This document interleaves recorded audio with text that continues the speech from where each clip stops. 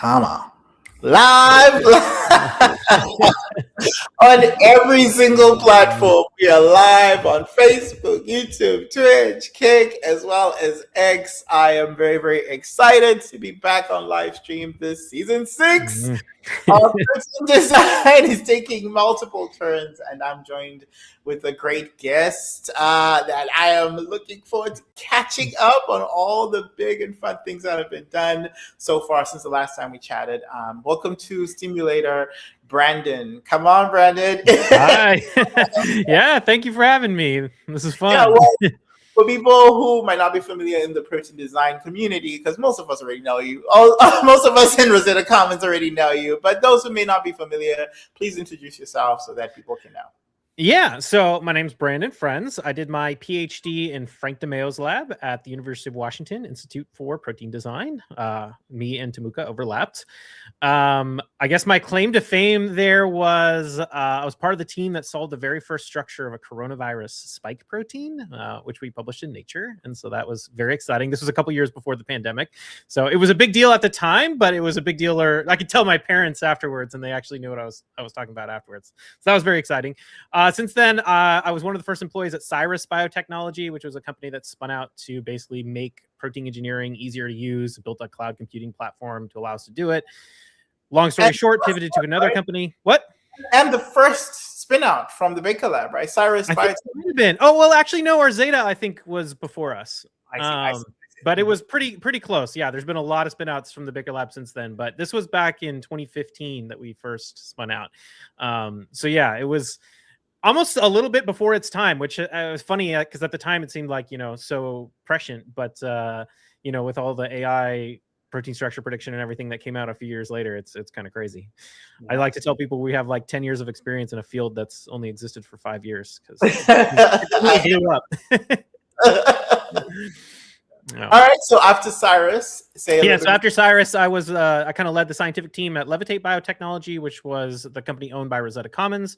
Unfortunately, that shut down last year, which is when I founded my own company called ProtoWorks Biotechnology, and I've been building essentially a cloud computing platform for doing protein engineering. So all of the latest and greatest protein engineering tools run securely on the cloud directly from your browser. So yeah, that's kind of what I'm here to tell you about, I guess.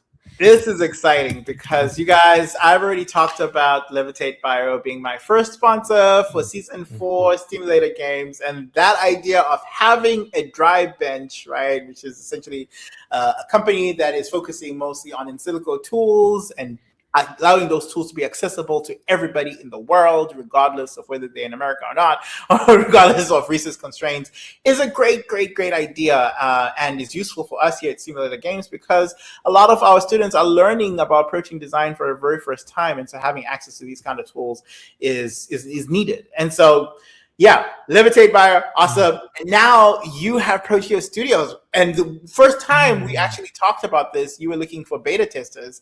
And I started looking into this, and so much has changed. This was before the adaptive competition, so this has been March of this year, I think, when we took a look. And you already built like a really great user interface. You already had tools loaded in there. You had Boltz Gen. You had AlphaFold, of course. You had a visual display interface. Brandon was very kind enough to give me credits so I can play around in there and give some feedback. We tried to make some designs for the RBX strategy, which was the adaptive competition. Which, by the way, I should update you on that. I don't know if you've paid attention to what has been going on, but so remember I made like 100 designs on the different ones, and then none of these were selected on the 300 designs that were selected from adaptive. Were any of yours selected? I don't think so. No, I couldn't. I was trying to track them down. I couldn't find any. Yeah. And then Protein Design for Africa, which is another group that is based in Nigeria. In fact, they are students at the University of Benin State in Nigeria. They actually also made some designs, submitted. None of those were chosen either. And so when we met up, it was like, let's see. And then, because Ginkgo had started the basically customer thing. You can just come over there and you can submit designs, and then they will actually just process them for you. So we ended up submitting our designs, or wanting to submit our designs to Ginkgo. We started talking about it quite a lot on Twitter and stuff. And Adaptive reached out and they're like, "Hey," because I already have designs with Adaptive, which is part of this simulator games project, and wrap proteins into proteins. And so they're like, "Hey, we will test 7 of your designs if you can pick them." And so I reached out to Protein Design for Africa, and then I picked 3 of theirs and 4 of mine. I ran them through bolts so that they all equalize with the same metrics, and then I just selected the top best of those 7. And so I kind of had unique ones, one with RF diffusion, one with latent X, one, you know what I mean? And then they had ones that were designed with like N-terminal, C-terminal, and so forth. And one of them is a binder. Oh, that's great. You're nice. Oh, yeah, they all expressed, but only one showed binding. And so we actually wrote this up on steamulator.com/PDFA. So there's a little write-up on there. I wonder if I can actually put that on here. Just also showing the graphs and stuff like that of it binding to PDFA, being Protein Design for Africa, it binding to RBX, which was really cool. And so now these students in Nigeria, they're undergrads. So they're actually going to present this at ABRACAMS, which is a conference for minoritized students. It's the largest conference there is, biomedical conference anyway, that is 5,000 students every year. And so they're going to present virtually. Stimulator is sponsoring them to do their little poster, their first poster ever. They're going to talk about this, which is so cool. And who knows, maybe we might even get a structure. Yeah, dude, that's awesome. Congrats. That's really exciting. Thank you. Yeah. So students, I want more students to have access to these tools. And so this is why I think your platform is extremely important right now. I've seen you've been making several strides since the last time we talked. So maybe catch us up on what are some of the new advances. I know, the protein design community is generally excited about ESM Fold 2 and all this kind of stuff. Oh, yeah. For sure. So, I guess there's been a few things. I kind of designed this whole platform because I do a lot of my own consulting work and contract work for protein engineering.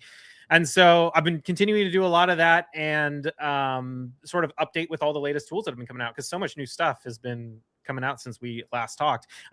You already mentioned ESM Fold 2, but that's probably the thing I've been the most excited about is a combination of RF Diffusion 3, which has been out for a little while, but I sort of recently started using it more. RF Diffusion 3 plus ESM Fold 2 has just been a massive game changer for binder design and protein design in general. It's just so much faster, so much cheaper because it's so computationally efficient. So I've been working on really streamlining that whole process as one of the things that have been in the platform. I don't know if you saw the tutorial I linked as well, because I have a very similar kind of mission where I want to focus on education and teaching people how to do this. So one of the things I added is a tutorial that kind of walks you through step by step exactly how to do protein binder design using RF Diffusion 3, soluble MPNN, and ESM Fold 2. And that's what I've been using on a lot of my current projects, and it's been way cheaper than anything else, and making it a lot more accessible. So I've been really, really happy with ESM Fold 2 in particular. The speed ups there have been really exciting. Isn't it a weird world that we're in, that now Facebook makes drugs? ESM Fold 2 is from Meta, and they have been working on this for such a long time. And ESM1 is, and then the ESMC, and then which was part of a large package in May. I think was the drop. And so ESM Fold 2 now is, people are very excited about it because not only is it super fast, but also can use MSA, but is not reliant on MSA. And so, there are many different advantages of it. Where in your pipeline within your platform are you fitting this in? Are you fitting it only for structure validation, or are you also focusing on inverse folding with ESM? Where are you putting this? Yeah, I have not focused on or done much of the inverse folding with ESM. I read the paper, and what they described didn't get me that excited. It seemed really inefficient compared to what I was already doing with RF diffusion and soluble MPNN. So I haven't focused on really trying to use the inverse folding or the protein design from ESM Fold 2. I might, I probably should get some more experience with it, but I was really excited to use the validation and use it as an oracle on my own designs, but I wasn't super impressed with what they described in the paper. I don't know. I have, like I said, very just kind of like tertiary reading of it. I haven't dug into it like super in detail yet. I don't know if you've tried it, and what your thoughts are. I've not tried inverse folding either. I think my takeaway Okay. was very similar with you with ESM. I think also it's a hard bar to compete with protein MPNN. Yeah. It's just a really hard bar to compete with that right now, and to move people away from that super easy, super fast tool that is almost always spot on. And really, where the bottleneck was, as you already said, was really in structure validation, right? How do we designs that come out of protein MPNN or even Boltzgen or whatever, how do we prune those down to ones that we have some confidence so that we can actually go into wet lab design? And so have you been doing some wet lab design to validate some of your stuff, or yeah, so I mean, I have some contracts with companies that where I do the design and they're testing. They have like their own testing going on. So we have some designs that are currently being tested, like designs I've made for a client, and now they're currently doing yeast display and doing all the wet lab work. Haven't got the results back yet. I've heard that they seem promising, but yeah, haven't found out. I have been doing some cool stuff too with ESM Fold too, because it supports non-protein atoms. So the project I've been working on in particular, one of them is heavily glycosylated. So there really hasn't been a lot of work showing binder design to glycosylated structures, but I built out a whole platform that's like really, really nice for just running glycosylation. And I don't know if you've ever tried to do glycosylation with like RF Diffusion 3, but it's like a huge pain in the ass, or ESM Fold 2 as well. Like every single link in the sugar needs to be like a separate chain, and all the atom names have to match. And it's like this massive headache. So I've completely like streamlined that whole process and just like handled it behind the scenes. And I've got a really nice platform for working with non-canonicals, but specifically I've been focused on glycans recently.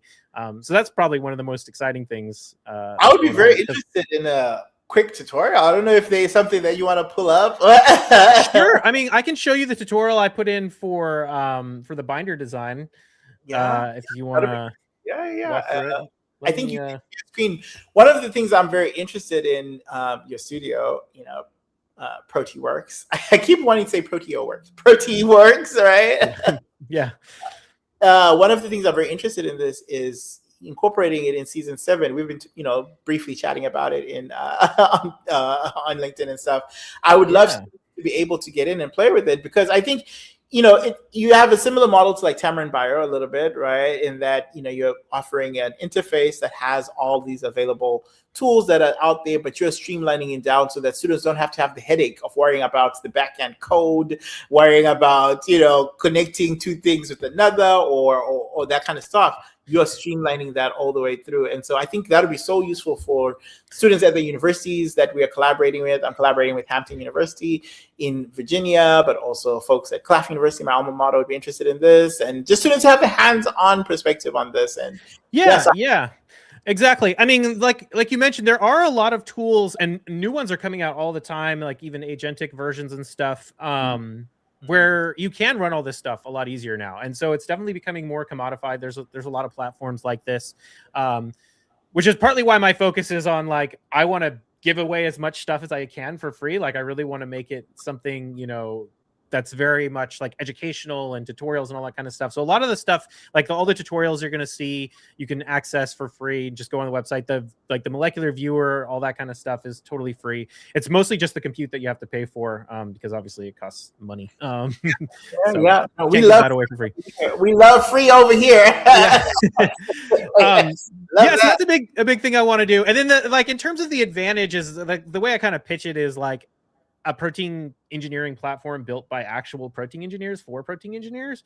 Because a lot of these tools just kind of give you like, okay, you can run everything and we'll spin it up on all the GPUs, but all of the kind of glue and the intermediate steps, like how do you analyze your data? How do you I want to impress on people like look at your structures in a molecular viewer, because a lot of people are doing like purely metric based design, and metrics are great, but like look at your structures and think about what you're doing as well. So trying to streamline that whole process. Isn't it crazy? Like, I think it's really this advent of AI that people are just focusing on metrics and never actually opening the structure, because some of the things, even at adaptive, when we were looking at some of the things that passed this 300 whatever cut off, and you just open the structures that were predicted either by bolts or whatnot, it was just like, this is garbage. Like, why would you choose this for wet lab validation? This is just like a long helix rod, which obviously is going to pass all of your metrics, but it would never ever fold in real life if you just take a look at the structure. Yeah, so I love that you have a structure viewer, which is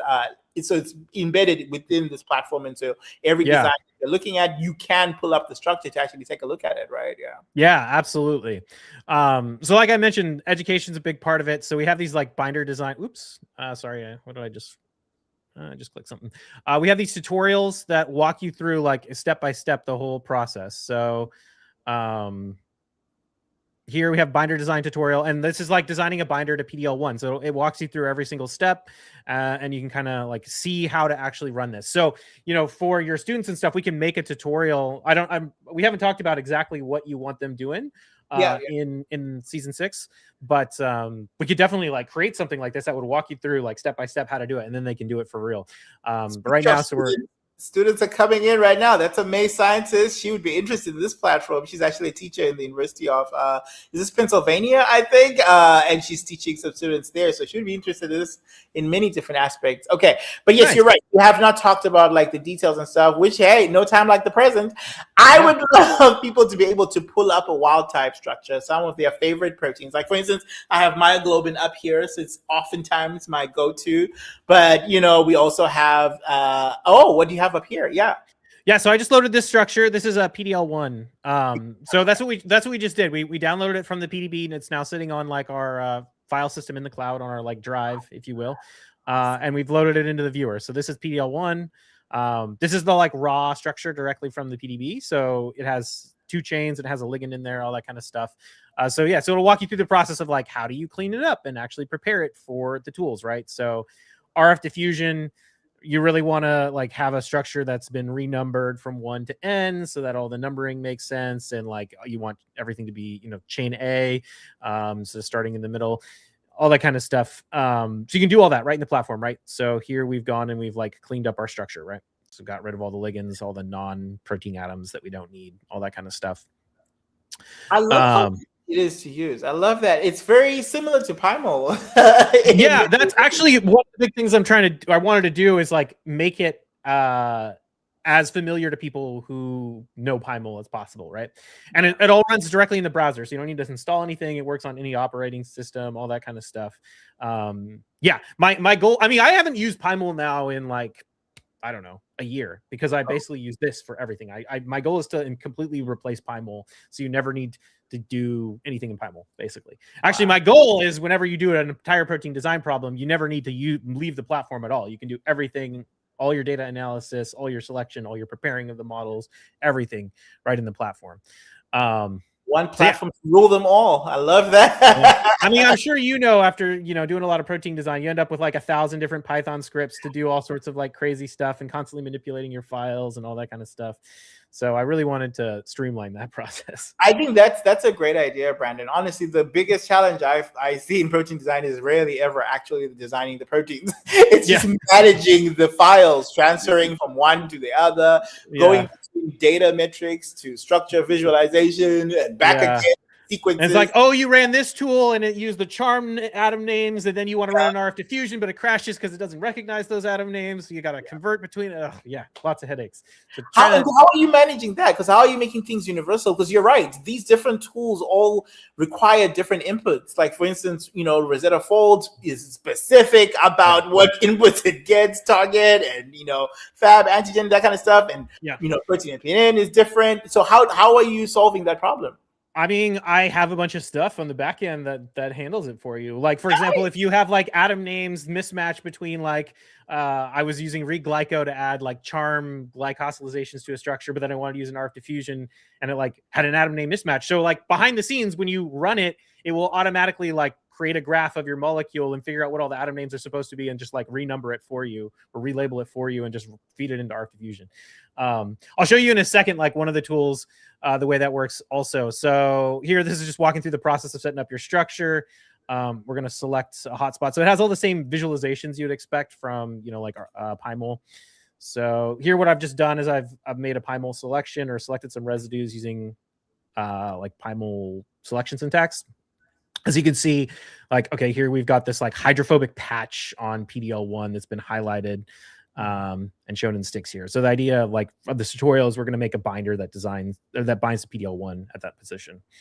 And then so one of the integrations I've added, which is really nice, is rather than have to like put in all the details to run like RFdiffusion, you can just like right click and say, I want to add residues here. So I'm going to tell it like, I want to add a binder between 70 and 110 residues, or sorry, 100 residues on chain A. Yeah.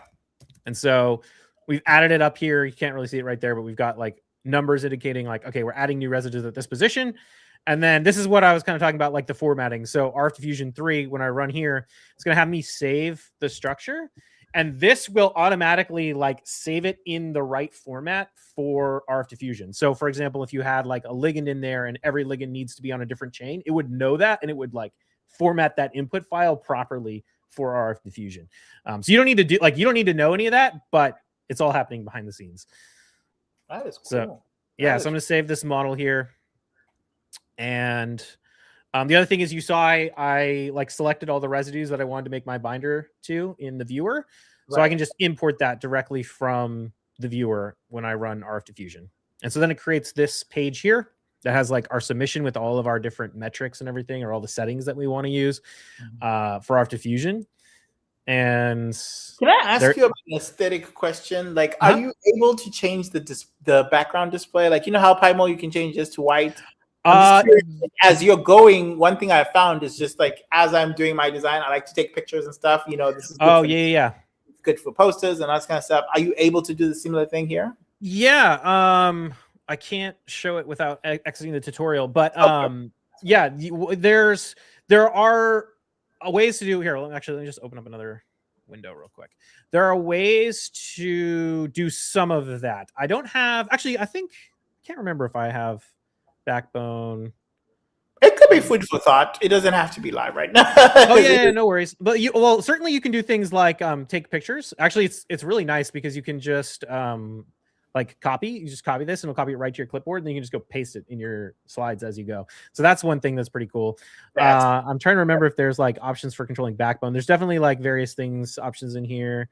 Like in this case, I'm just using a transparent Backbone.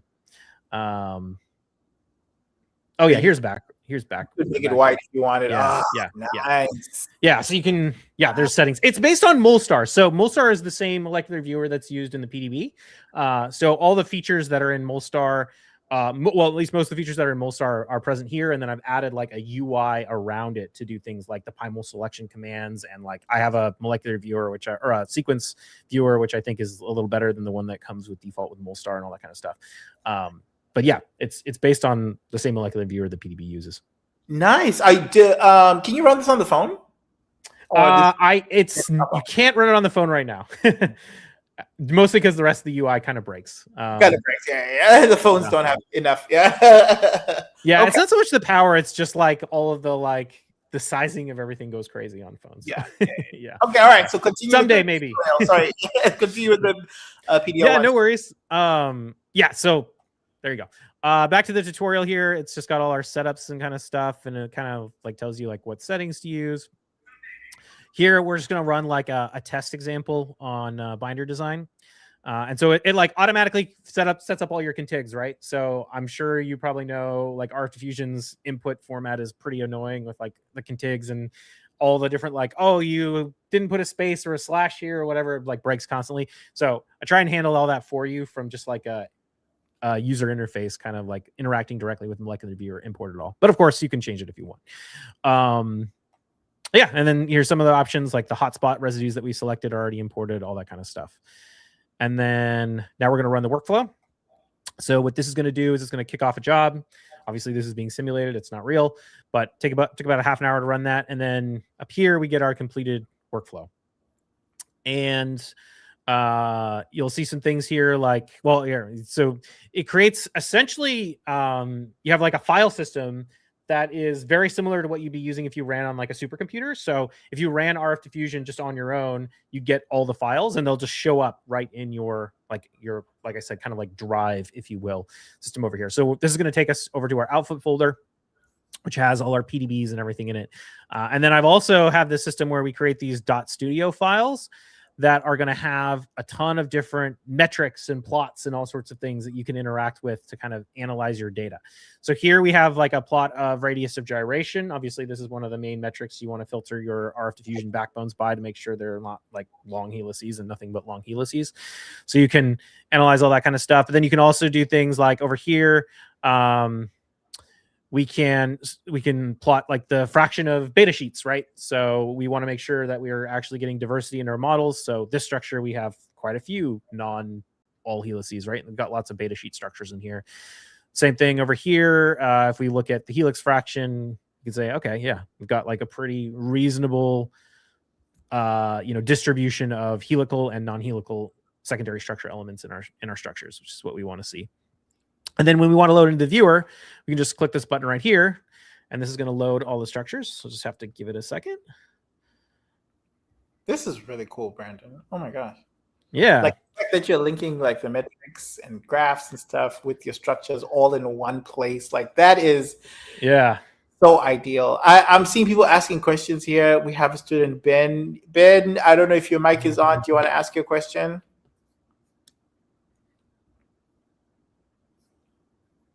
Ben is actually in Zimbabwe, so maybe the internet might be spotty right now. Jump in with your question when you have it, Ben. I saw you going in and out, so I wanted to give you the opportunity. But yeah, go ahead, Brandon.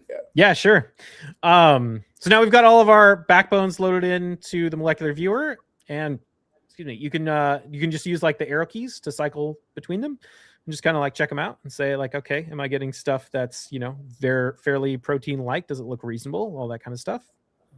We can see like, okay, yeah, this is pretty good, right? So this was just 20 backbones. And this is kind of this is my typical process when I'm like making a binder to a new target. I'm like, okay, let me set up all the settings. Let me run a small test job and make sure that the things I'm getting out look reasonable, right? Before I go into full production. So that's the idea here.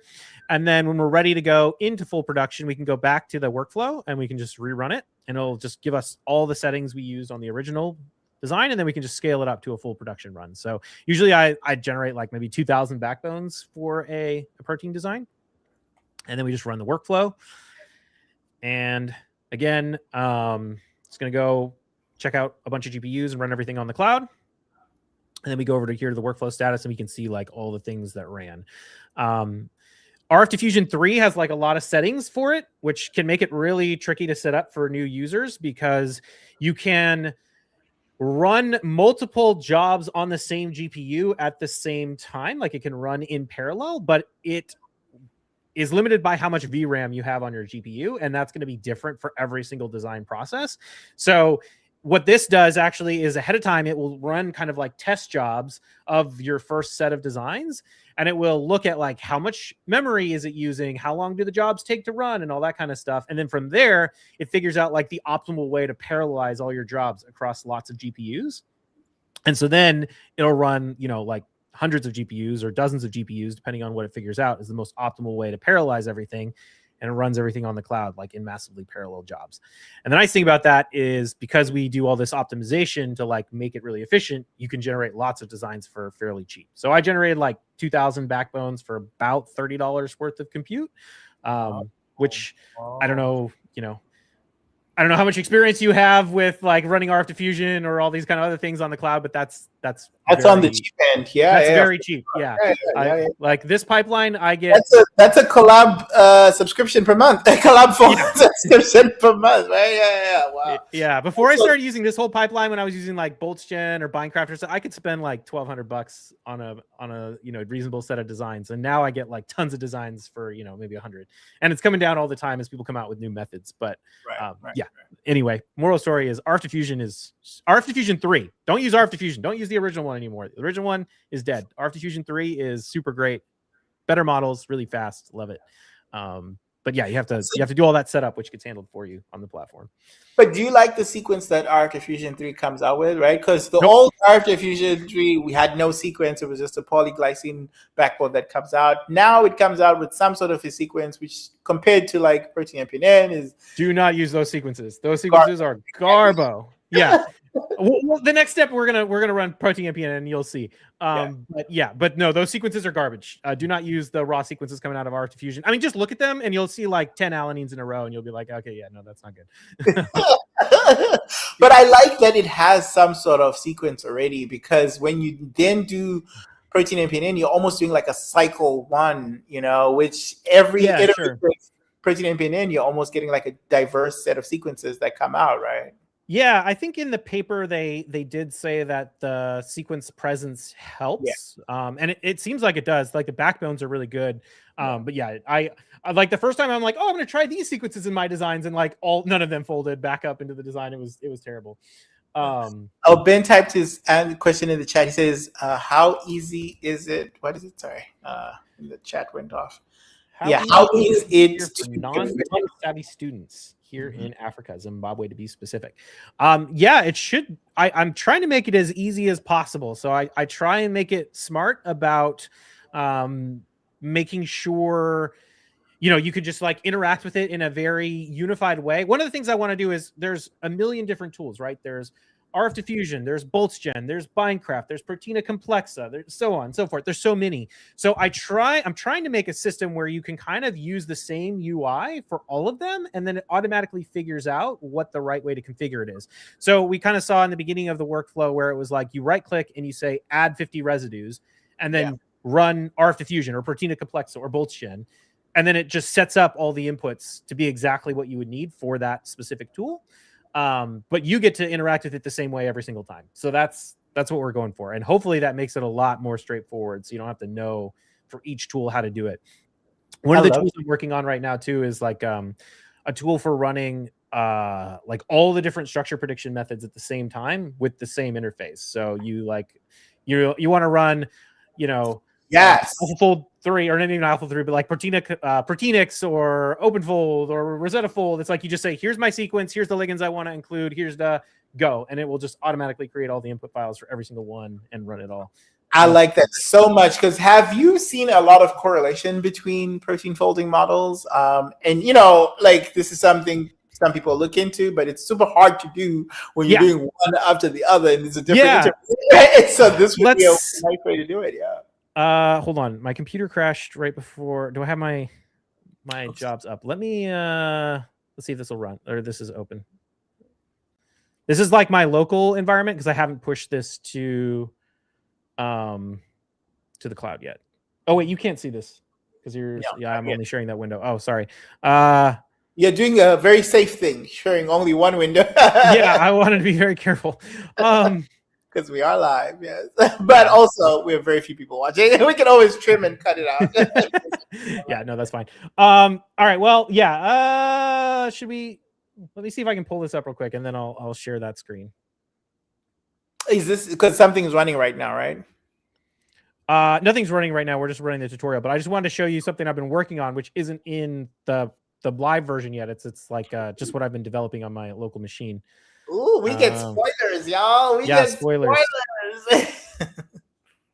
Let me find it real quick.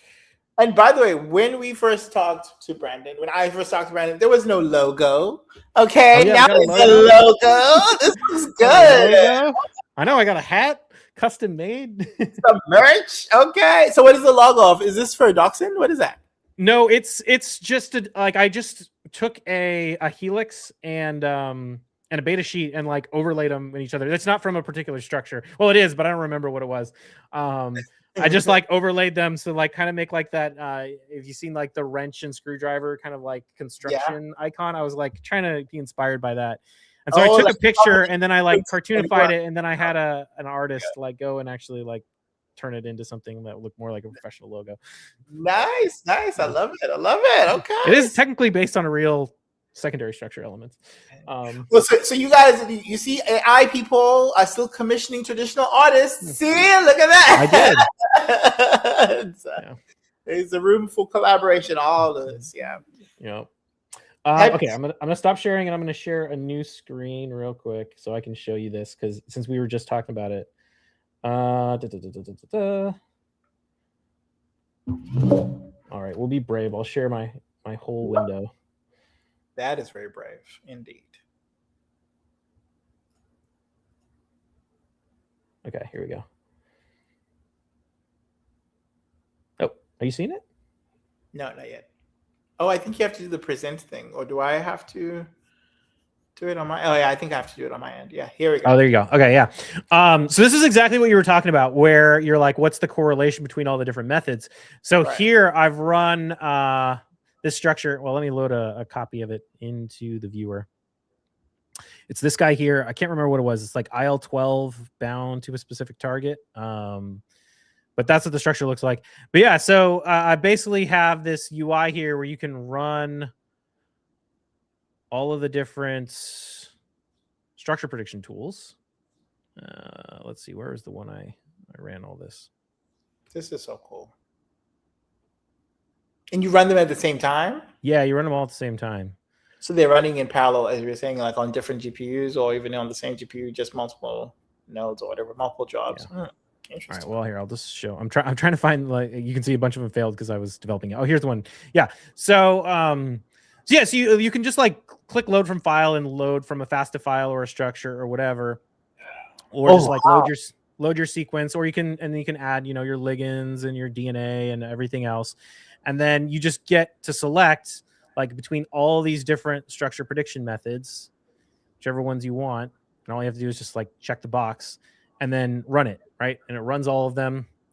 And then it makes those similar .studio files like this, which is what we have here. So here we have like all of our predictions, and what we have up in this plot right here is PLDDT for every residue for each one of the different methods, right? If I can like select them, you can see like ESM fold, for example, is that one in brown, right? ESM folds the previous, before ESM fold 2, this is the old one. It was like really fast, but it didn't use MSAs and it's like much less accurate. So you can see that it like did a much worse job than all the other structure prediction methods.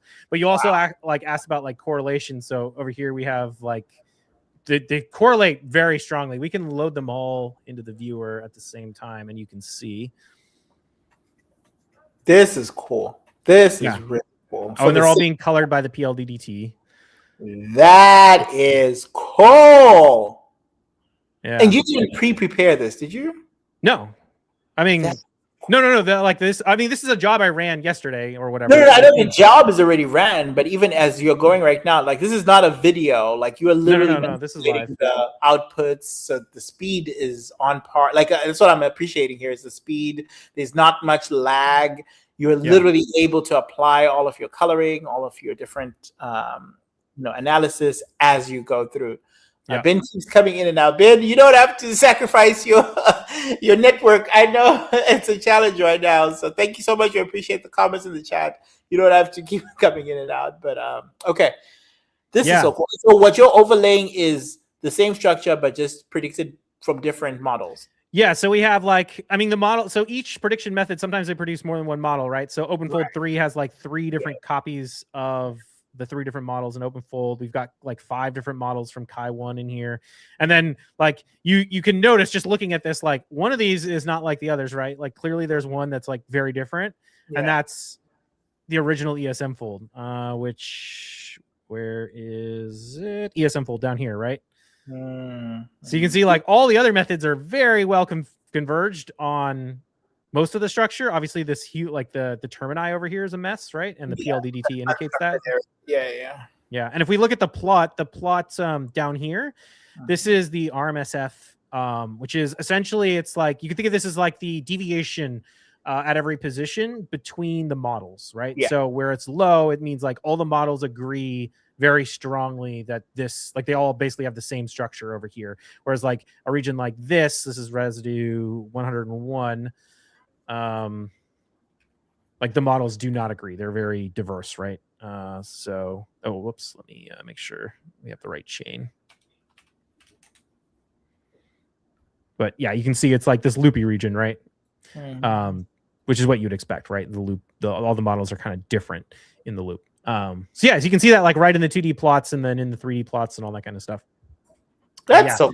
That is so cool, because can you imagine, you're running one that's based on MSA, one that's not based on MSA, one, diffusion based, different ones, and kind of get an orthogonal validation from different methods all in one. So when is this coming through? So I'm hoping to get this out in the next few days, and then I'm going to make a tutorial. I think I mentioned to you I'm working on a YouTube channel, so I'm doing a whole series on protein structure prediction, teaching people how to actually do protein structure prediction.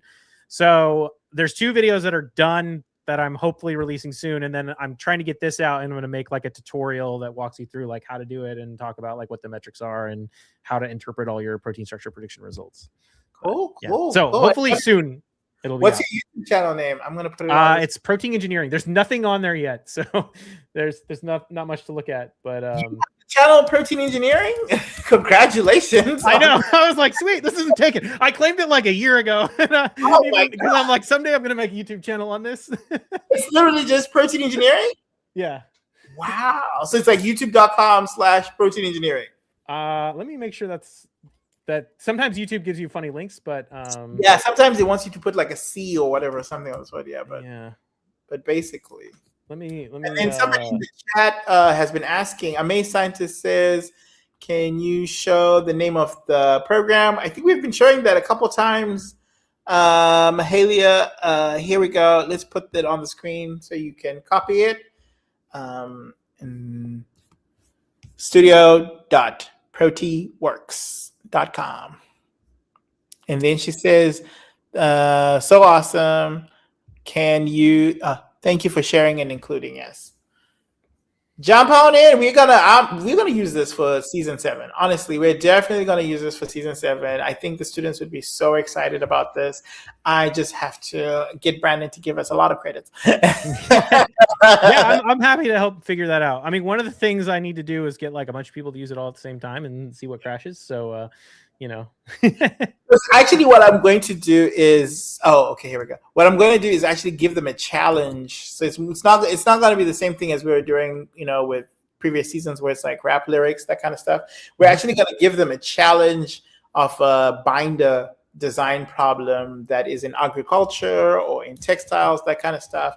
And then, it's going to be a time clock to basically who designs that first, and so using definitely this app, people would be able to learn the full gamut of things, but also probably be able to do it much faster. So sure, cool. So, we'll have to have some discussions about how to set all that up, but I'm excited. So that's YouTube channel. I just put it in the chat. Yeah, that's crazy that you. Like I said, nothing on there yet, but it's coming. That's insane. How did they let you get that? That is insane. That's awesome. That's so cool. I'm subscribed. Here we go. We'll be looking forward to episodes or video clips for Protein Engineering. Use ProteaWorks. And there'll be clips from this section that's going to go on Stimulator, youtube.com/Stimulator. We're going to tag you over there at Protein Engineering so that people can easily find this. And thank you so much, Brandon. What would be the most useful thing for protein designers who are coming across this right now? What would be the most useful thing for them in terms of playing around with the tools here? So I mean, you can go through this binder design tutorial that I'm working on, or that you're seeing on screen right now. Actually, I guess I there you go. If you want to play around with that, that's cool. If anyone's interested in testing it, let me know. I'll give you some credits and like a month subscription or whatever. And then, like I said, like the molecular viewer and a bunch of the other stuff you can just use for free. It's only the compute that has a cost associated with it. Cool. Are you participating in any competitions coming up? Because hey, that's another way. Are there any competitions? What competitions are coming up? I've been keeping my eye on Adaptive. I've been refreshing. It looks like they are gearing up for another round. It looks like right now, but there's also like Innovate, Aligned to Innovate. They also have been doing some competitions, I think. Okay. And so yeah. And then I don't know if Rosetta Commons is ever doing competitions. That seems like something they should definitely do, like hackathons for design competitions. That would be cool. Did you go to RosettaCon? I did not go to RosettaCon this year. I was bummed, but I think you knew I had a baby earlier this year, Yes, and my wife went back to work, and she doesn't start daycare for a couple more weeks. So I was like, I can't really like just head off. Next year But you can take the next baby. year I will definitely be there, 100%. You can take the baby with you next year. A year old, right? Oh yeah. Well, we'll make a trip of it. It's in Seattle now at UW, which I know people are bummed because it's not like out in the forest, but it's a lot easier to get to. Yeah, no, that's true. That's true. I was able to tune in virtually. Hopefully Nice. next year will be in person. We'll see. Nice. Well, we'll have to meet up. For if you're there. sure. All right, yeah. All right, Brandon. Well, thank you so much for coming on. Of course, we're going to talk some more in the future. And you guys, Brandon is not going to be a stranger here at Stimulator. So make sure to keep an eye on this space. Thank you. Thank you so much for coming through. Oh, it looks like people are already excited. Looking forward to playing with the platform. Yay, more classes. Yeah, looking forward to this, Brandon. Talk soon. Thanks again. I won't see you later. I will steam you later. See you later. Bye, Brandon. All right, you guys, this has been my birthday live stream, okay? We did two live streams, essentially. One where we had Aaliyah, and Brandon, I'm going to let you go if you want to dip out. Feel free, but right now you're in the backstage, but feel free to dip out if you want to, or stay, whichever way. We have Ritendo a little bit later coming on here to show us what she's been working on throughout her internship in North Carolina. So hopefully we'll have her coming in very soon. I also had a student in Ghana, I think, who wanted to do a meet and greet. So we'll have her come through. But today has been an exciting day, you guys. It's my birthday. Happy pink birthday to me. We met up with Aaliyah. Aaliyah was on here. We got to see all the Steam Slop videos and get her take and her perspective on these videos that we are posting that are basically personifying these amino acids that we are talking about as part of this season 6. What's exciting is we've had students throughout win prizes for identifying the specific lyrics, but also identifying the amino acids that are corresponding to these Team Slob videos that we have. Shout out to Amazing Scientist who won several times. We have Ben who was also able to win. We have Truman who was able to win as well. And several others. And we're only 8 days in, you guys. We have several more videos coming up. In fact, today I'm actually going to post the next Steam Slop video right now live. So in order to do that, I'm going to play my little song. And while my song plays, you guys, I'll post it on Instagram. So you guys are familiar with this song. This is Mwana Steam, My AI song. Shout out. And the EP is coming, you guys. It's coming, okay? But here's Mwana Steam with Science Rules the World, okay?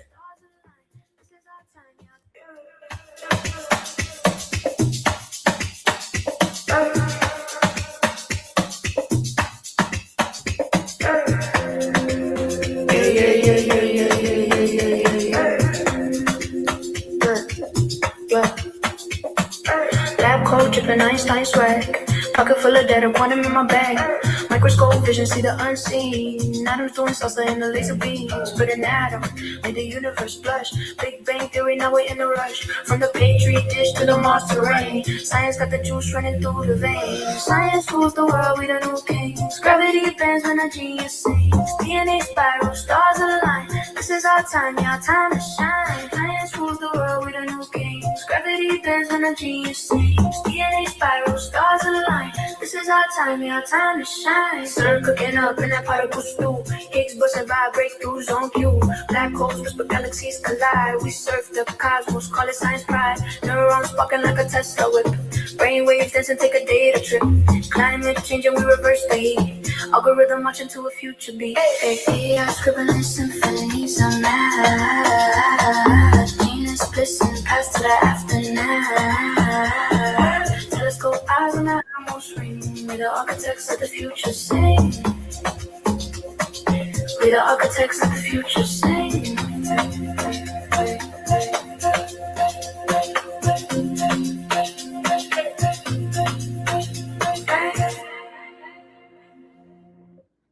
That is is Mwana Steam. You guys, I'm very excited about this song. It's been out since November, but I'm also very excited about the EP coming out.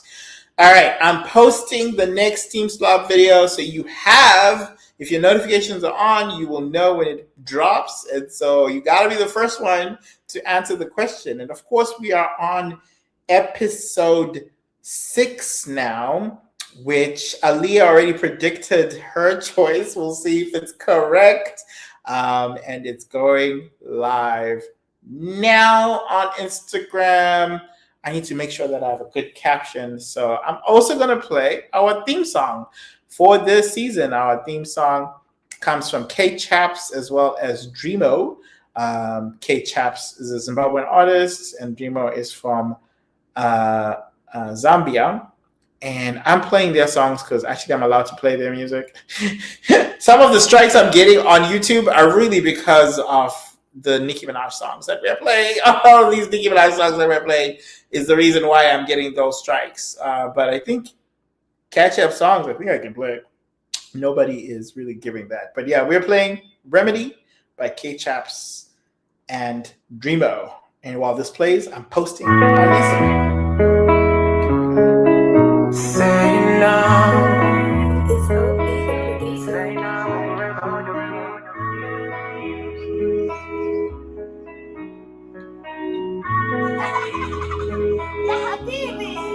Can I be your lover?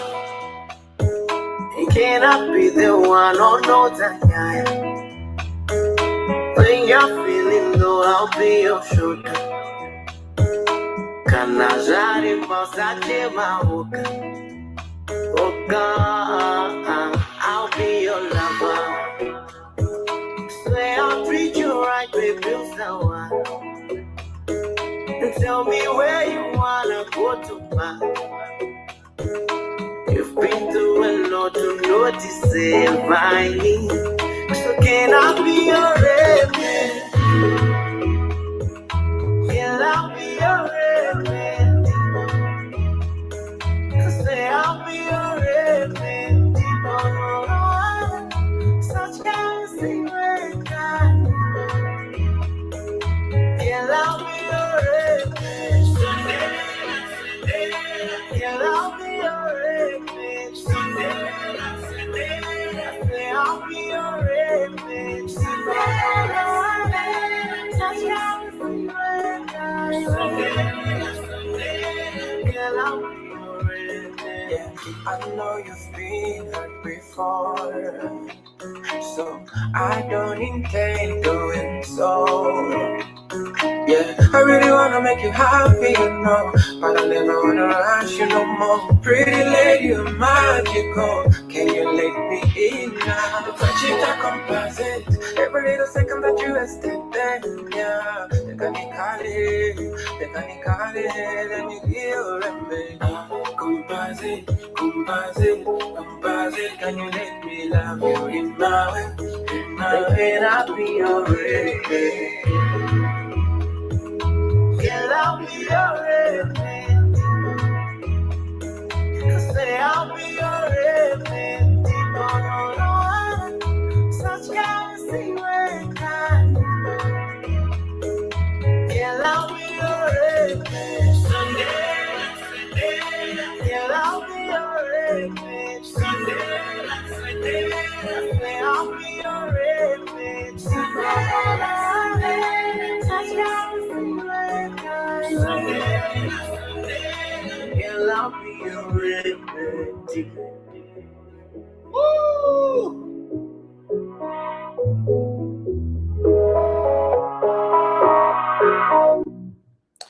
That is our theme song for this season, Stimulator Games, aka the Steam Slop season. Shout out to the folks who are coming in. I gotta head out. Have a good live stream. Thanks for having me. Biohack TV. Hello. Oh, that's Brandon on Twitch. Okay. Shout out. All right. Okay. Activate that Twitch. Okay. Thank you for tuning in. We appreciate you also being a guest on here. Thank you. And then Do we answer here or on Instagram? Mahalia asks. I think if you come on here, if you click the link, and because if you typed here, you must have come into the backstage. Yeah, come into the backstage and answer live. Turn your mic on and answer live. That'll get you some bonus questions, okay? But yeah, the episode is officially live. I am quickly going to show it. What is that? What was that? I'm quickly going to show it real quick because I'm also excited. I'll be watching it with you for the first time in a while right here. Let's go. I made these a while ago, you guys. It's been a while. Pink Friday 2 came out at the end of 2023, and I wore it out most of 2024. And then this idea came about when Sora was a thing. And because you can see all these videos are made by Sora, actually. And so, actually, not all of them. There's a transition later on that's coming up very soon. We're going to transition to a different thing, but spoiler alert. And so it's been a while. These have been out, and so I'm very excited about them. So, all right, let's take a listen to now the next episode, which is episode 6. I just know we're going to get banned for using this, but let's go.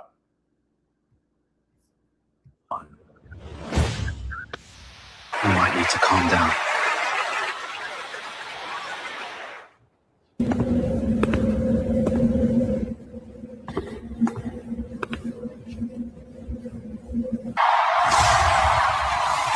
City Dreamville, y'all feeling good tonight?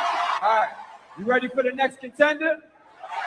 It's family first through the worst, coming second to none. Real.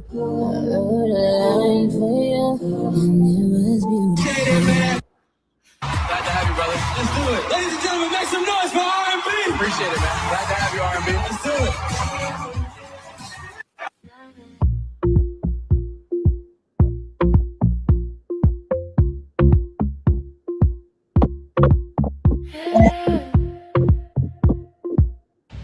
All right, that is episode 6.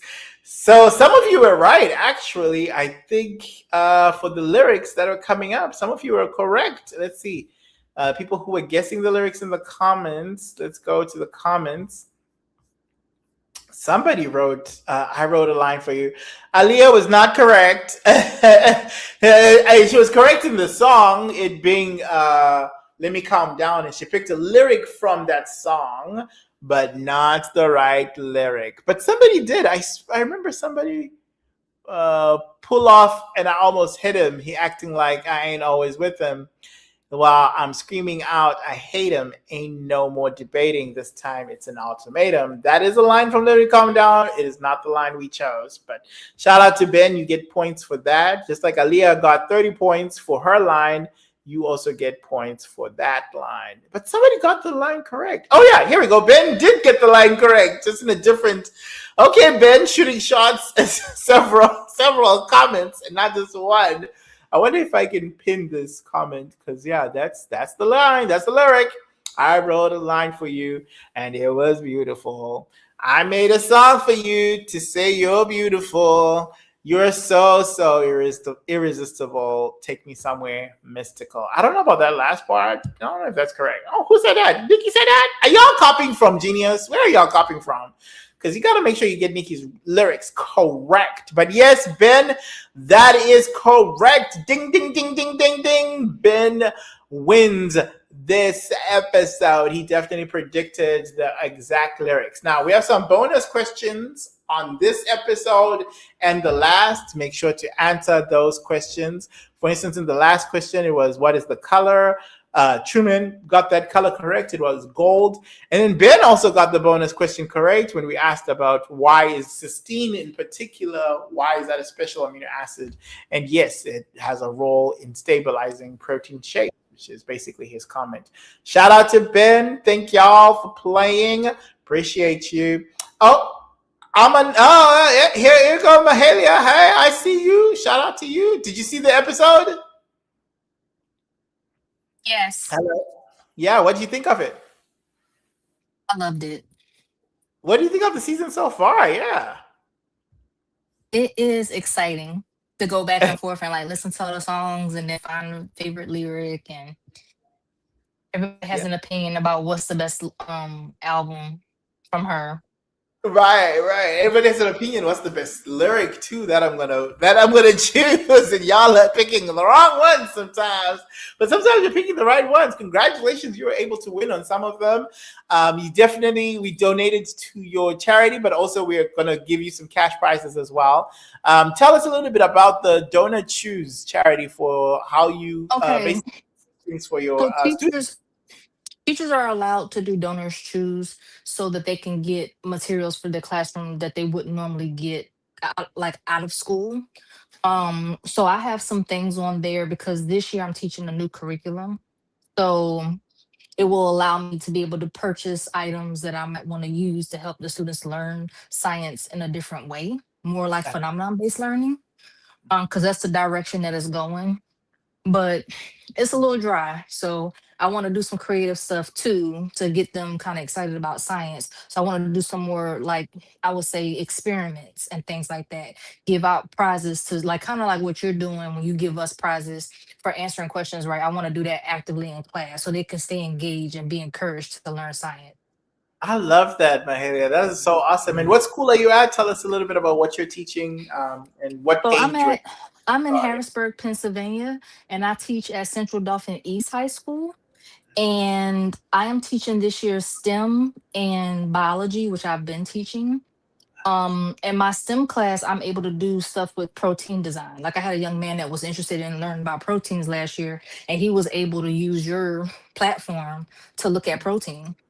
Oh, So that's so that cool. was that was really cool. Yeah, like I mean, he looked at, he said he was interested, so I let him play around with the program itself. So I'm looking for a program that's, I guess, student friendly, where they're Yeah. able to use it on their Chromebooks, because that's the biggest issue is that they have Chromebooks, and so a lot of programs and things don't work on there.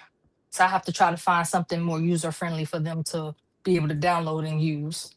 Well, definitely the program we were just showing with Brandon right now, just before you came on. It seems like that works on just the website. Like you don't need to download an app or anything. You can just work that on the app's website. So that would work on the Chromebook. Did you get the name? I know you were asking about the name. Did you get it? The Yeah, I name? screenshotted it. Okay, perfect. Yeah. And I'll just put it on the screen again for those who might not be coming in later on. Yeah, this is studio.proteaworks. And so if you go to there.com, you'll be able to use it. And so, yeah, Mahalia, this is awesome. You have played simulated games every season since season 2, right? Like you have participated Yes, in this. This is awesome. I appreciate you it's always coming. exciting. Yeah, okay, good. And you're winning. Like you literally won cash prizes, of course, for participating here, and that's gonna come through to you. Let us know how to get it to you. But also you won your in your donation. So we donated to your classroom, and so those, Yes. let them know the stimulator said hi, get you some cash prizes. And if you want, you can also show them our website where we show a protein every single day. It's stimulator.com/proteins. They can go check this out. So the proteins that I highlight in my molecular minutes every day are usually from this website here. So today we're looking at lambda repressor protein, and you can see the protein in complex with DNA. Your students can actually go in and manipulate the protein. You see, they can play around with the protein Mm. every day, new protein, and so it's an easy thing for them to just go in there and jump in. So make sure to take a look at some of these different offerings we have.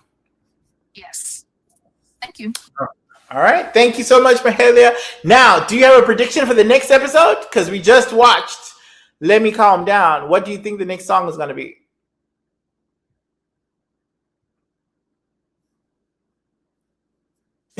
Is it R&B? It is R&B, yes. And so you saw in there we introduced R&B. Okay, so on the spot, tell us what is your prediction for the next song. Don't be going to Genius. I don't want to see your phone go to black. Okay, well, let's stay right here and give us a line.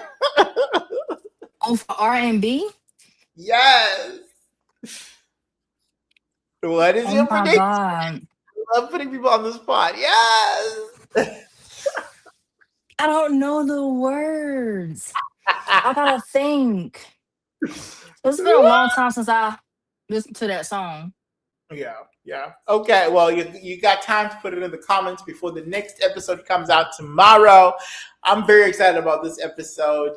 We've already introduced the character of R&B, who y'all might already recognize. Maybe he's inspired by a very familiar face. Hey, shout out to Tate Cobain.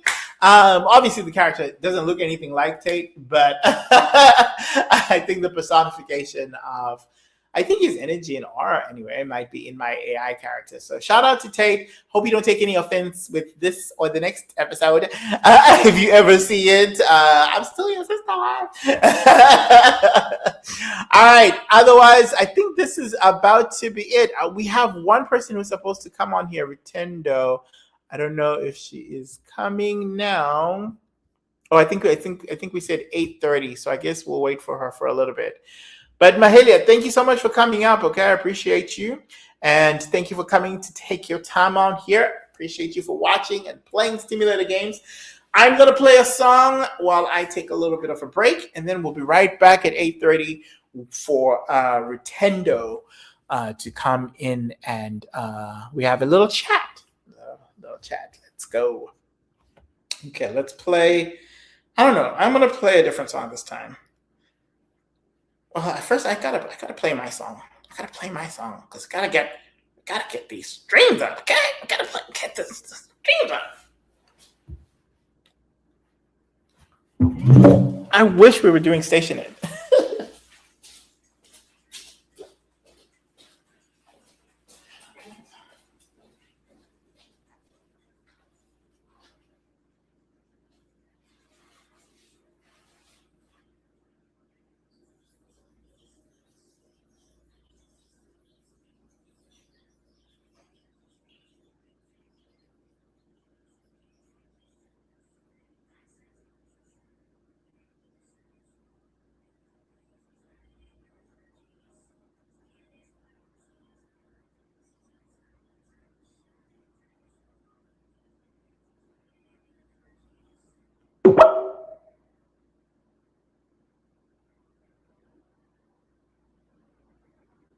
These spiral stars align.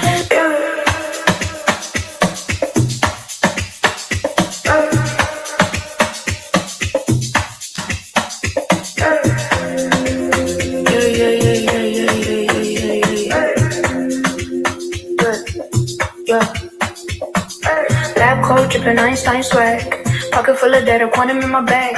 Microscope vision, see the unseen. Atoms doing salsa in the laser beams. But an atom made the universe blush. Big Bang Theory, now we're in a rush. From the Petri dish to the Mars terrain. Science got the juice running through the veins. Science rules the world, we the new kings. Gravity bends when a genius sings. DNA spiral, stars align. This is our time, yeah, our time to shine. Science rules the world, we the new kings. Gravity bends when a genius sings. DNA spiral, stars align. This is our time, yeah, our time to shine. Sun cooking up in a particle stew. Higgs busting by breakthroughs on cue. Black holes whisper galaxies collide. We surf the cosmos, call it science pride. Neurons sparking like a Tesla whip.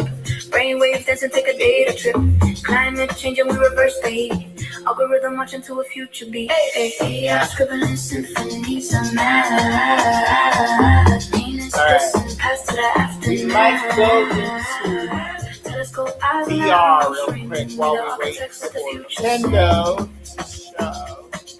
We the architects of the future sing.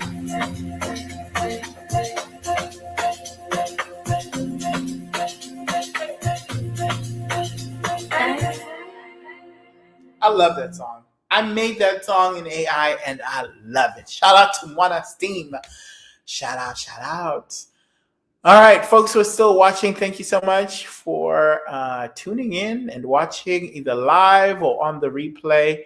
We're going to wrap up soon. We just have one student who's coming through, Ritendo, a Zimbabwean student who is doing research and her schooling here in America. And we have kept up with Ritendo's journey ever since she arrived and how she's been going from freshman. Well, she went from a community college student to a freshman in a 4-year college degree program, and she's done internships in different places. She's even presented at conferences.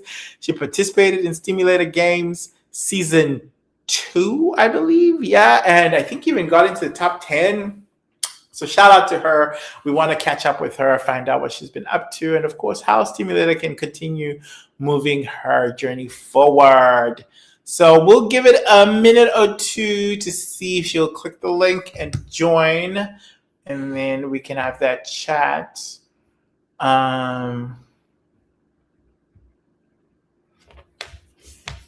Let's see. She might even be online watching right now. Oh, it does say red. Okay. So let's give her a minute. Maybe she's setting up her computer. And we'll hear the little boop for when somebody comes backstage right here. I'll be able to see them right here. Okay. I might go into VR real quick and play around with Nanum while we wait, because I do want to connect what we did today to Nanum. Oh. Okay. And I can hear when she comes in, it'll make a sound. Oh, there we go. Oh, no, that's Mahalia. Hey, Mahalia. You're back. Shout out to you. Okay, I'm going to wait for Rutendo, and I'm going to be in VR real quick. I want to see if we can pull up some of these proteins we were talking about today, whether it is some of the ones from grad school or myoglobin, which is this protein right here, or even some of the agricultural proteins we've been discussing in the design context. Okay, let's see. Once it's up on here, I think I can share the screen. Stop sharing this and then put that away, put that away, put that away, put that away. Oh, people in the Instagram it's popping in the Instagram. Oh, I see Rutendo. Hey, Rutendo, how's it going? Hi, how are you?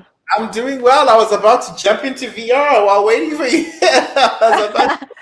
Oh yeah, I just saw your text and I'm like, oh my goodness, let me try to log in. Okay. No, perfect. I know you're very busy. Are we matching? Are we matching? Oh my God, we are! Look at that! Look at that! Is it a coincidence, or you've been watching the stream? No coincidence. Yes. Well, I was just talking about you just now with the audience about how proud I am of all of your accomplishments so far. Honestly, you remind me of a young version of Tamuka coming into this country, navigating the struggles of international student, but then quickly finding your footing as a STEM student as well. You know, you've been doing really amazing stuff, Rutendo. We're so proud of you, going from research institution to research institution, presenting at conferences. I can't believe you were right here at Harvard PubMed when I was in Canton, and we missed each other because we still haven't met in real life, which is crazy. I know, it's crazy. We need to make it happen. It's about time. Because I feel like our paths are crossing more and more often. So I think one of these days it's going to happen.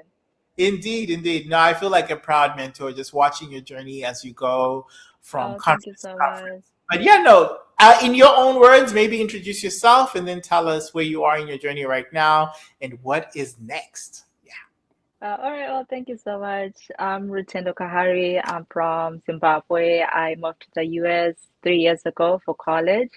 So I currently go to the College of Saint Scholastica in Duluth, Minnesota, where I am studying biochemistry on a pre-medical track.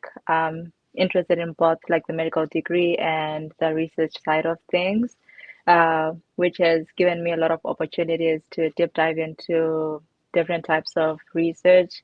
I'd say my first ever research experience was in bacteriophages. And so these are like viruses that infect bacteria. So one of the things that I'm passionate about is trying to find ways we can use science to eradicate some of the prevalent diseases that span across the African continent. So things like tuberculosis, malaria, cholera, HIV. And so I was very intentional with the types of research experiences that I've been deep diving in. So I spent a year and a half in the phage lab, which gave me like the opportunity to present at different conferences, including one at Harvard, AfriCamps last year, and most recently at Stanford, where I actually got like some awards for one of like the top presenters. Thank you. Uh, oh, thank you. Yes. Yeah, and after that, this past spring semester, I wanted to challenge myself because I'm doing a biochemistry degree. So I delved into organic chemistry research because I really enjoyed organic chemistry. I'm one of those people. And so we were trying to synthesize what are known as like porphyrins, and these are like I'd say like four. It's like it's like a core that's found in things like hemoglobin and chlorophyll Okay. in plants. And so this is basically like the core where in blood, that's where the iron group would bind, and in plants, that's where like the magnesium group would bind, just to like facilitate photosynthesis or like the transportation of blood. And so we're trying to like synthesize that similar core and add our own metal. And there's some current research going on that you can actually create some like antibacterial nanoparticle. So again, it goes back to my world of like infectious diseases. So that's something that I was like trying to explore. It was very challenging. Yeah, it was a beautiful experience. So I did a little bit of that, and then fast forward into the summer, I had the opportunity to do research at the University of North Carolina, Chapel Hill. So this was like my first ever research experience off campus at an R1 institution, and I was like, dang, what have I been doing? Yeah, so no, It's a different ball game at an R1 institution, and I then a know, I university know. of that magnitude as well also shows you the real impact of research at that level, where resources are not the constraint anymore, which means now the answers that or the Exactly. questions you can ask, right, are not limited by resources. They're Exactly. really limited by the scope and your skill set and your imagination, honestly. Yeah. Right. Yeah, yeah. Because I mean, it was just like so crazy to see like some of the samples that they were working with in that lab were from like African countries, and they're like, yeah, this is, someone from Malawi, or, and I'm like, dang, this is, I don't know, it's kind of like hit close to home to be like able to contribute to like research that can impact back home, which is like my main goal at the end of the day, to see how I can use my education to improve where I come from. So yeah, the 9 weeks at UNC Chapel Hill was insane. It was crazy. But I had an incredible PI who was fascinated by my curiosity, and he took it seriously, such that I ended up answering a research question that I had developed, because normally people get into a lab and you jump onto whatever is going on. And so I spent a couple of weeks reading some of the papers that had been published by the lab. I had a couple of questions, and the PI is like, well, nobody has ever asked these questions that you're asking. You might as well spend your summer trying to answer this. So yeah.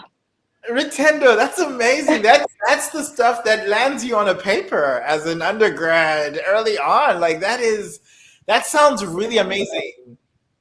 Thank you, thank you. Yeah, Yeah. do a shout outs to your PI, because this also is great. He identified a young mind that is energetic and also gave I leeway. know. Yeah. Yes, yeah. So I guess maybe a little bit about the research work that I Yeah. was doing. So I was focusing obviously on like HIV research, and particularly on a process called splicing.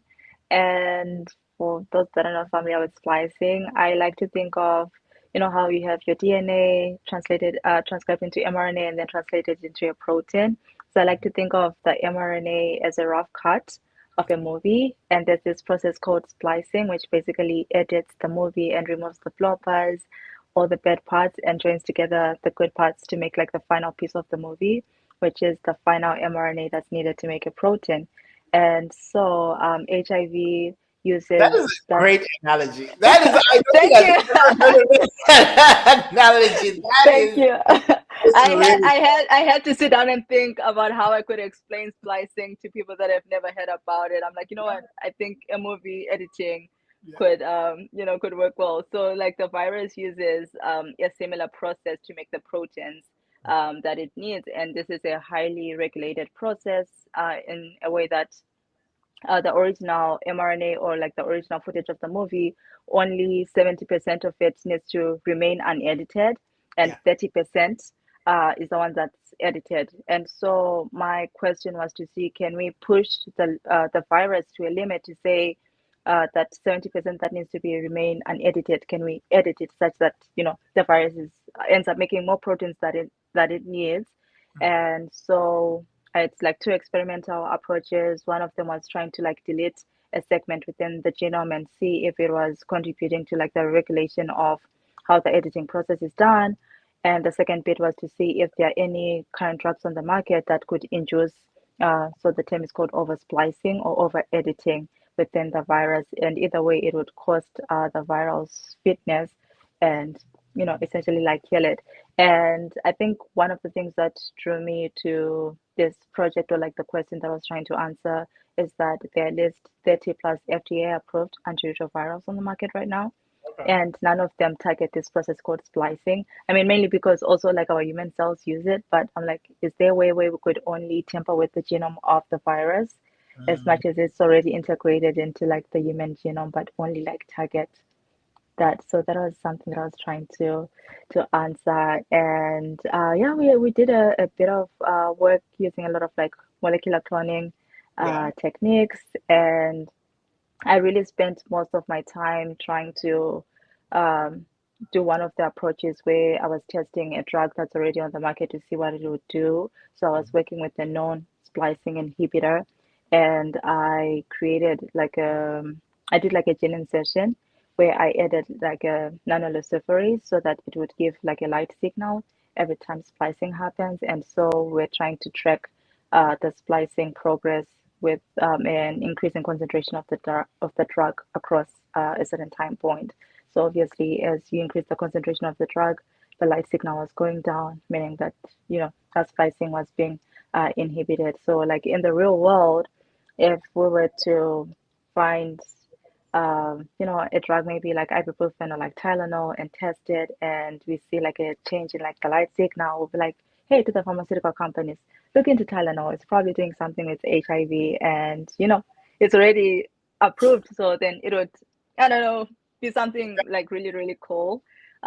So yeah, it was like a great 9 weeks, and I'm like, oh, I wish I could extend. I wish I could extend my time, but I had a great time, and I love it. did Yeah. and I did presentations as well, an oral presentation as well as a poster presentation, and I actually got an award for being a top presenter for my poster presentation. So it was like a nice way to like wrap everything together. Yeah. You are collecting these awards. You are not wasting time. Which, by the way, you won an award at Abercamps, right? Which we were just Yes. talking about. See, you've been Yes. collecting Stanford and now awards. I mean, the Abercamps one, I didn't see it coming because that was like my first time going to one of like the biggest conferences in the country, and I was just like intimidated. I think I had like 4 judges come to my poster, and I'm like, I don't even know if they're hearing me. I'm not hearing myself. And so that was like so unexpected, but I think with like lots of practice and support, I've kind of gotten the hang of it.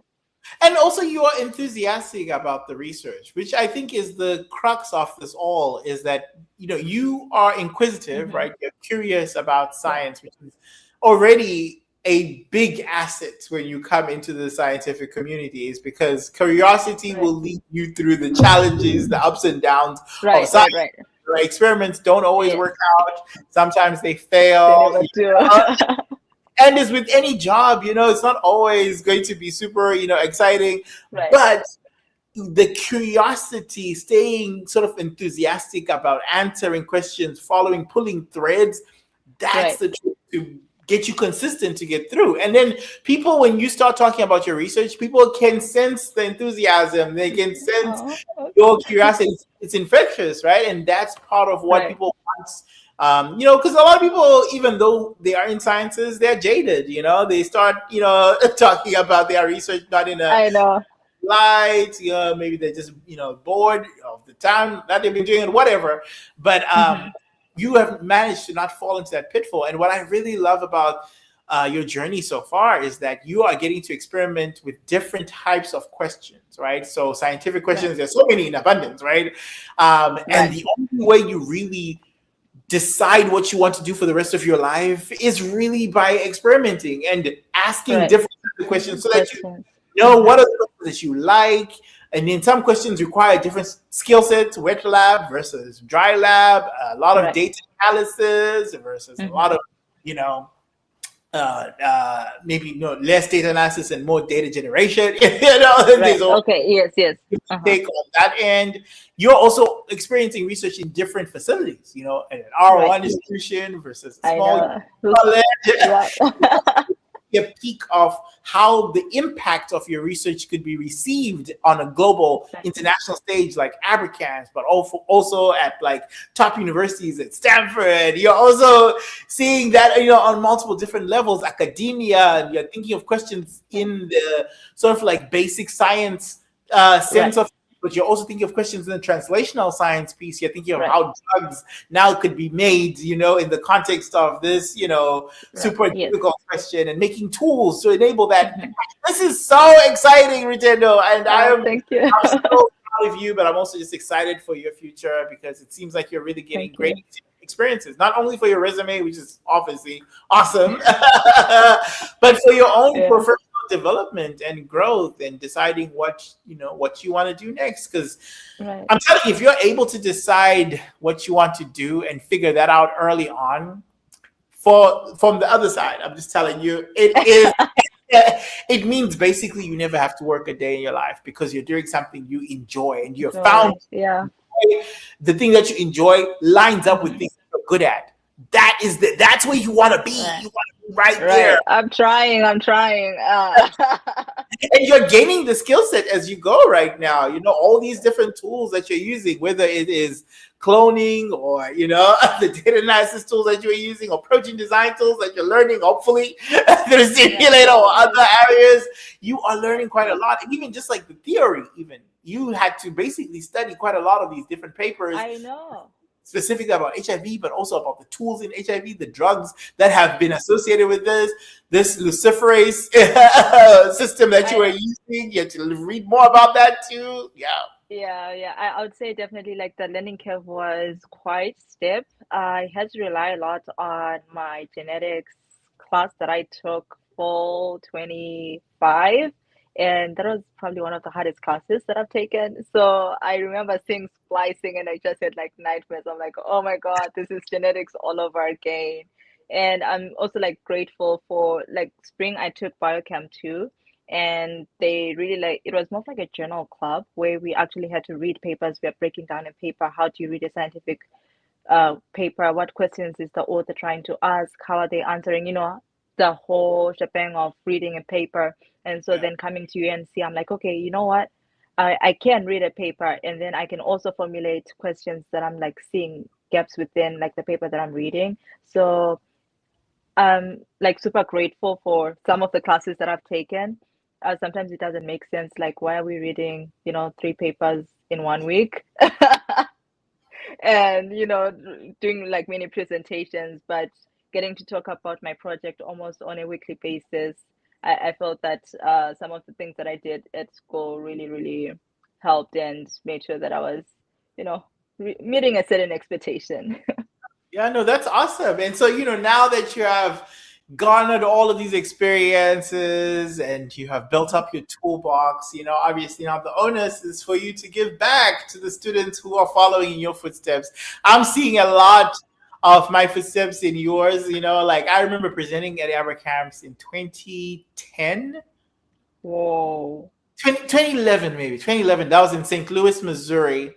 Okay. And I won the poster presentation in biochemistry. It was my first like that. It was amazing, and it completely changed my trajectory in science and stuff. And ever since then, I've literally just been talking about how AberCamps has to be the conference that you go, particularly if you're a student I from agree. underrepresented minority background. Yeah. AberCamps is the one to go. I don't care if you're not a biomedical student. I don't care if you're in physics. I mean, I saw people like having like math presentations. I feel like if you're in STEM, definitely whatever research you've done, everybody is welcome. And I appreciated like the diversity, because I feel like most of the conferences that I've been to, it's most like within biology or within healthcare. And so it kind of shuts out other people that are not doing healthcare related stuff.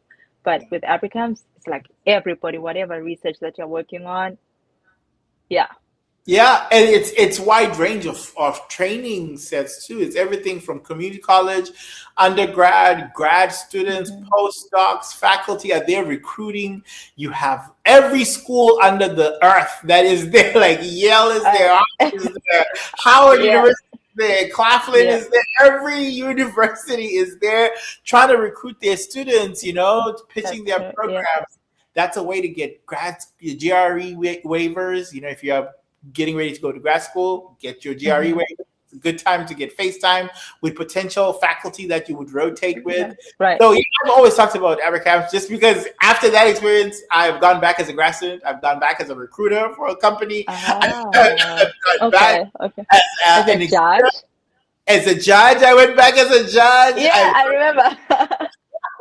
Oh wait, were you? Well, so you went to AberCamps when? Last year? Oh, I missed you last year because I didn't go last year. Yes, but I think there was a point where you like mentioned that I don't know, maybe that was like 2023. Yes, 2023. I went as an exhibitor and as a judge. I won the award. Yes. I remember you mentioning it. They worked me too hard. Let me tell you something. I think I had to judge like 19 different posters. I said, let me say something. I don't know if that is for me, okay? But exhibiting with Stimulator, we literally exhibited at AberCamps, just so cool. And so this year we're going back again. We have students who are presenting their posters. Rutendo actually has some insights on previous meetings that we've had, that we have some data finally from all of this Stimulator. Okay. Yes. Which is very exciting. Some of the proteins that people have been making, whether it's writing lyrics in Debele, writing lyrics from rappers on Instagram, Nicki Minaj lyrics, all of these different things have now culminated into an actual research question, which is, does natural language infer any protein stability? And there's some answers there, okay? Based on not just one lab, but two independent labs, one in Boston and one in Switzerland, have done similar experiments and also have done thermostability experiments. And so I'm very excited about the collaboration coming up in the fall with Hampton University, who will also be looking at some of these proteins on a more microscopic level. And we have students across all these places who will be presenting at AberCamps. We have AberCamps, we have Hampton students who will be presenting. Of course, Camara Ice, who's part of Stimulator, will be presenting. And we'll present at a hip-hop conference as well as at AberCamps. So we're at the intersection of hip-hop biochemistry. Obviously, we would love, Rutendo, for you to come and present as well, full sponsored and everything. But I know your time is limited. I want you to take advantage of as many opportunities as you want as a student. You're welcome to come through, present. Of course, you'll be an author on the paper that we're writing of all of this, as well as any of the future patents that will be associated with the molecules, of course, that you contributed to. Invited. I'm definitely like interested. I feel like any opportunity to like develop professionally, I'll take it. You don't have to like ask me twice. But I will definitely touch base. I think if registration is like still open, I would be interested in like registering, and I would just have to confirm the dates and everything as soon as I hit campus, which is in probably 10 days. Okay. So I think the registration is open until September 11th, and it would be good to apply for the travel grants as well. Even if you don't get it, Stimulator will sponsor it'll be good if you Okay. get it. Also, something you can list as an award, right? Which is great. Did you get a Okay, travel yes, yes. award last time?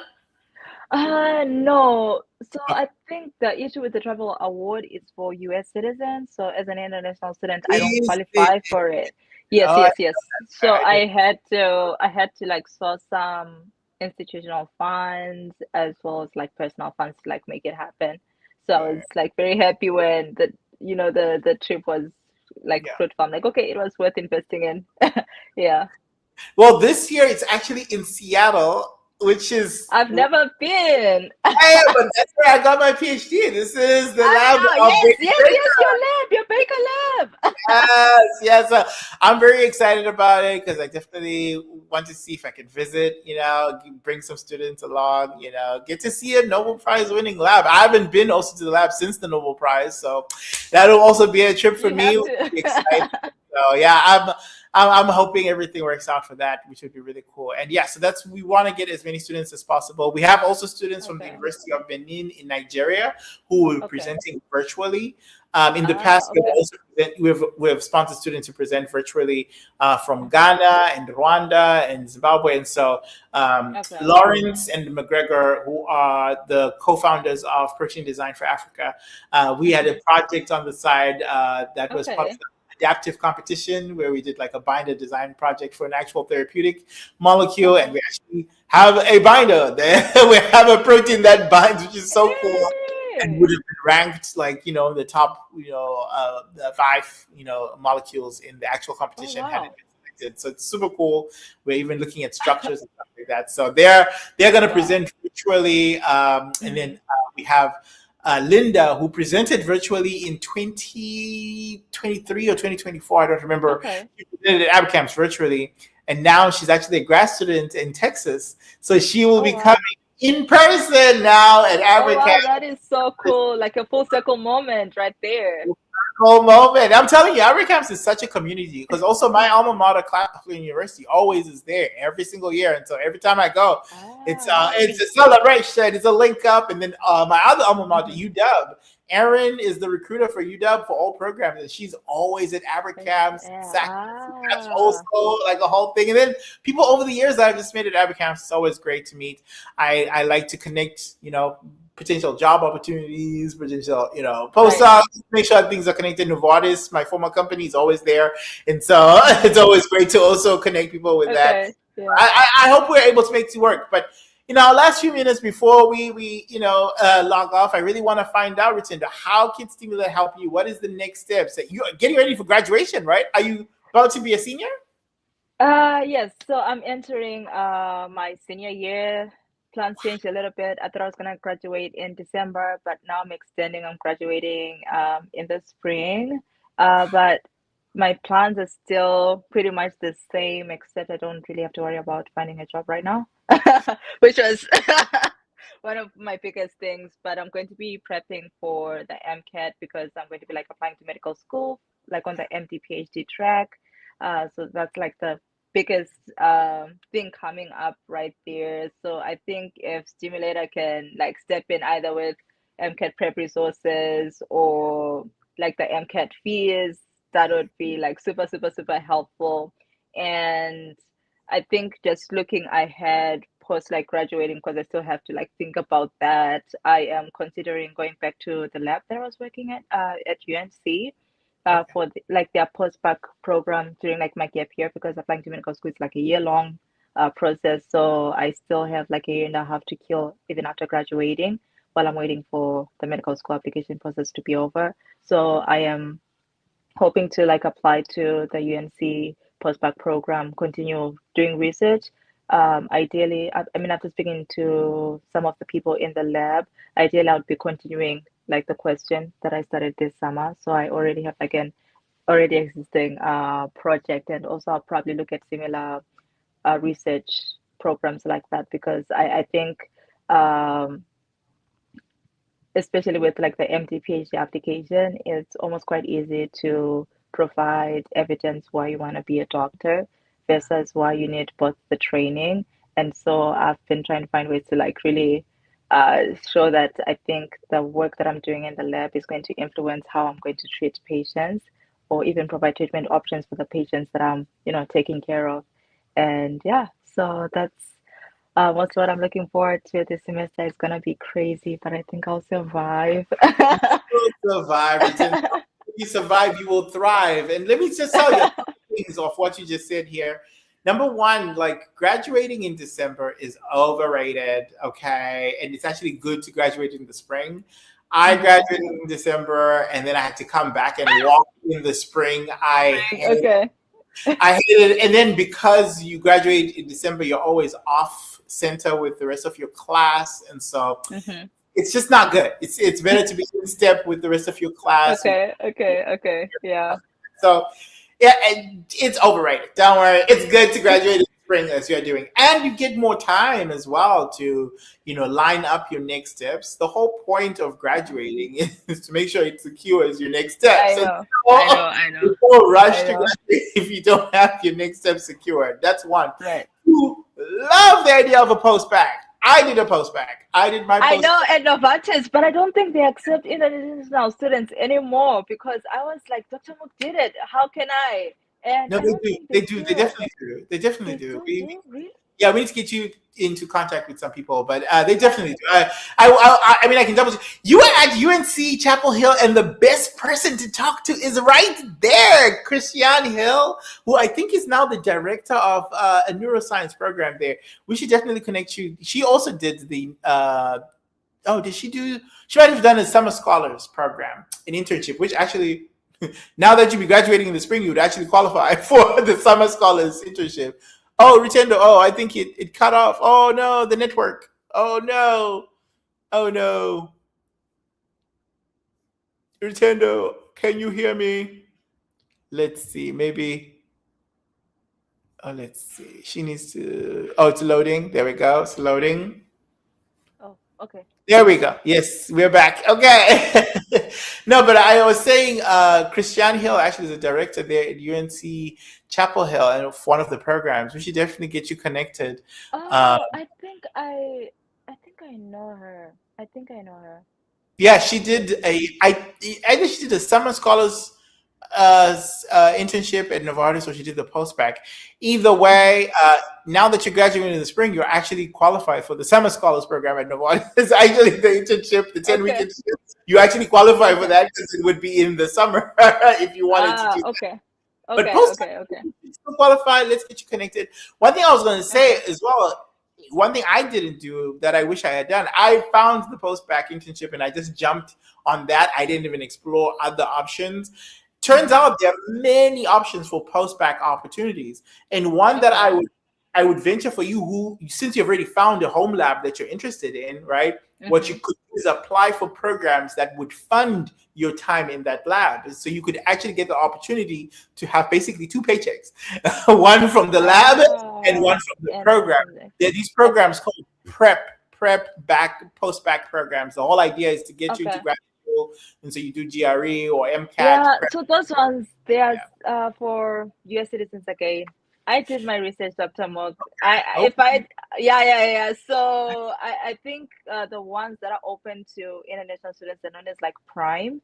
So they are similar, but then the funding source can be given to like international students. So there are schools like I think UNC has it, University of Michigan, University of Washington in St. Louis, and also I mean like private institutions like Stanford, they have like their postbac program, which I'm going to also definitely be like applying for because one of my mentors is currently like an ambassador for it. So I think anything that's like prep, it's like US citizens, and I've just been like, okay, let me focus on somewhere where the door is more open. Well, it's good you're doing your research for sure. I remember this being the bane of my existence is that programs are available, but they're not available for international students. It sucks. I know. You start with like 100 and then it just shrinks to like 5 options. And I'm like, okay, I hope for the best. But I feel like now with AI and stuff, it should be much easier to prune that out. I think if you define... Definitely. It must be. I hope you have like some sort of Excel sheet that you're navigating as you do this. You know me. That's good. Okay, and then the other part is when you talk about MD, PhD. I think with your time as you are applying for the MCAT and you are figuring out how you're going to source that. Definitely try to shadow somebody who has an MD, PhD. I think that's a very useful thing to do right now because you really want to answer that question, like, do you need both? Yes, it's a question in the applications for sure, and so you want to get a prep answer ahead of time. But also for you yourself, like you are basically about to commit to 2 life sentences, where most people struggle with just the 1 life sentence, right? So before you commit to it, you really want to make sure that it's necessary, one, for your next steps, right? What do you want to do with the MD, PhD that cannot be achieved with an MD alone or with the PhD alone, right? Because if you just want to become a medical doctor or physician, family physician, you don't need the PhD, right? If you want to become a researcher working in a research lab full time, you don't need the MD, right? And so you really want to find people who have the MD, PhDs. And I know a few. We could definitely introduce you to a couple people who have gone through the programs, but also shadow them if you have the opportunity to actually like have conversations, find out about their day-to-day lives. When they ended up applying for jobs, was the other degree actually useful for getting the actual job that they had? Okay. That's a good perspective. Maybe it wasn't. Yeah. And I think there's a light that's shined on MD, PhD programs because it's like, oh, this person is super smart. They are doing everything, which is very attractive, like to go for and go after. But it does come with its own challenges, and if you can avoid that, then why bother? Especially since PhD programs are fully funded, there is no expenses associated. In fact, you get a stipend. MD programs you have to pay, and I think MD, PhD programs are a hybrid. I think most of them are paid for, but then there's some that there's a component that you maybe have to pay, like residency or something. Right. So, but you know that you've already been looking into that. How Stimulator can help for sure. It's the connections all associated with what we were talking about. Yes, definitely. Yes. So that but also you were mentioning your MCATs as you're preparing for that and paying for that, and then study opportunities, whether it's MCAT prep books. I don't know if Kaplan is still the one to go to. I did that one. Yeah. I definitely have like the Kaplan books. So they're still like a go-to source even today. Oh, they are? Okay. Yes. Worthwhile enrolling into a Kaplan course because like structure is so good about study. When you're studying for something, having structure, having deadlines, having like a weekly thing to go to. So it's just so useful, especially if you're a busy person with all the other stuff. Just having. I know. Yeah, I definitely considered that. I think like really like the biggest barrier was like the cost, because I think it costs like up to like 3,000. So I'm like, yeah. So this is somewhere we can help. We can have conversations about this, particularly for sure. We can help with that. Right now, season 6 is ongoing. Okay, there is an opportunity every single day for the next. Well, it's no longer 30 days. I think it's now 24 days to win up to $100 a day just from answering questions in the videos, and then the person most points, Stimulator coins at the very end of the season wins $1,000 grand prize. Which we do this every season, and so there's an opportunity to win $4,000 in this season alone.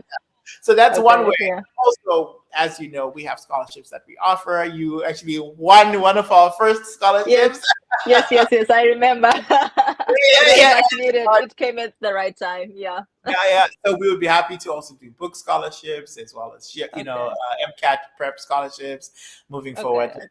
Yeah, let's have more conversations about this coming up. I'm very excited for you. I think any way we can help you. So much. Awesome. You're going to be the scientist in this world that we need. And so if we can help you on your journey, we'll definitely do that. And it's also great for me to have a fellow Zimbabwean. I know. Yes. Oh, thank you so much, Dr. Mook, for like pushing this. I know I missed like the last 2 streams. I'm like, oh my goodness, I need this to be at a time that works for both of us. So I'm like super grateful that I actually had this opportunity to come and share my story on your platform. No, it's good. It's good. And it's a good problem to have when you are too busy. That's good. That means you have a lot of things to do. That's great. Right, The right, right. Yeah. and yeah, we need to find a way to eventually meet. Oh my God, I can't believe we've never I met. know, I know, I know. Some It's conference we're going crazy. to meet at some point. Yeah. But yeah, Rutenda, thank you so much for coming on to Stimulator. I appreciate you. And as Thank you always, so you're much. welcome here. You're an alumni of the program, of course. You're welcome to any future programs. But Yeah. also, we're just so proud of your journey that you are trailblazing for other Zimbabweans. Now, if you had any advice for upcoming Zimbabweans or people who are looking at Ooh.